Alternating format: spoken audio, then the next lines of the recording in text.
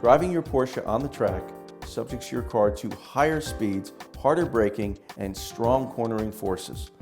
These all place a higher demand on brakes, suspension components, wheels, and tires.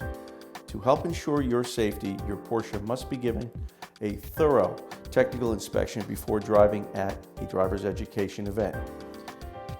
Here are the items we think are critical to your safety and the safety of the other participants. Brake lights must be functioning on both ends of the car. If the car is produced after 1986, it'll have 3 brake lights. The windshield should be inspected for any cracks. The wipers should be fully functional, along with the wiper blades in good condition without any tears. A driver's side mirror is required and should be securely attached to the vehicle. The passenger side mirror is recommended. Fire extinguishers are recommended in all groups.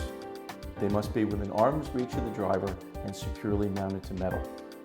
The minimum size requirement is 2.5 pounds.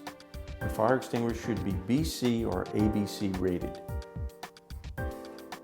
A helmet is required for all participants. It must carry a 2010 or 2015 Snell M, SA, or SAH rating. The certification label is located underneath the interior lining of the helmet. All pedals must be free in return and in good operating condition. The brake pedal must be firm.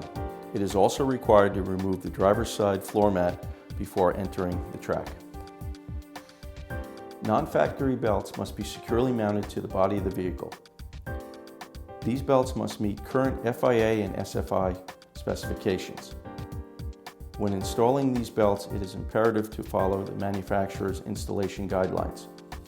Factory 3-point belts are permitted. Non-factory belts must show a manufacturing date of less than 5 years old.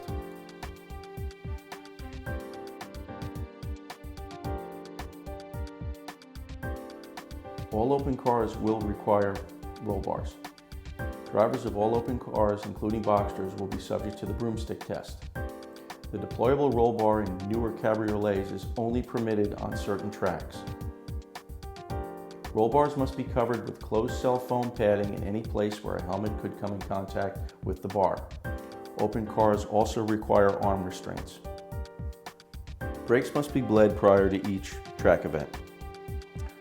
It is recommended that you use a brake fluid with a higher boiling point than what is commonly found in a stock car. At minimum, brake fluid must be changed annually. The battery must be securely mounted to the vehicle and free of any leaks or corrosion. It is recommended to cover the positive battery terminal. Fan belts and engine drive belts must carry proper tension and be in good condition.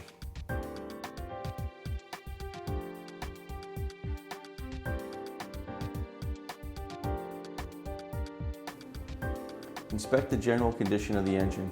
Pay particular attention to hoses, electrical harnesses, and ignition cables. The throttle must operate freely and return to the stop position. Inspect the throttle springs to make sure they are present. Auxiliary equipment such as in-car video, data acquisition devices must be securely fastened within the interior of the vehicle. Suction cups are permitted but are at the discretion of the inspector. This completes the vehicle inspection on the ground.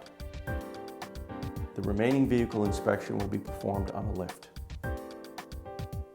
With the vehicle now raised in the air, inspection of the front and rear suspensions can begin. Pay particular attention to lower ball joints on the 924, 944 series of cars. Lowered vehicles are prone to catastrophic ball joint failure.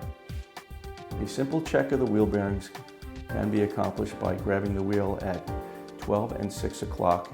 There should be no excessive play. Sealed wheel bearings should have no play. Inspect the brake rotors for any visible cracks. Cross-drilled rotors should not have cracks between the holes and extending out to the edge. If a lip is present on the brake rotor, it is at minimum thickness and should be changed. Brake pads should have a minimum of 50% pad remaining. Inspect brake hoses and look for fluid leaks. Wheels should have no cracks or bends. All lug nuts must be engaged. Pay particular attention to aftermarket wheels and turbo twist wheels. They are prone to cracking. Center locks must have the locking devices fully engaged. All wheels must be torqued to the manufacturer's spec. DOT tires must carry a minimum thickness of 3/32 of an inch. Tires must be in good condition with no cracks. Tire sizes must be the same across each axle.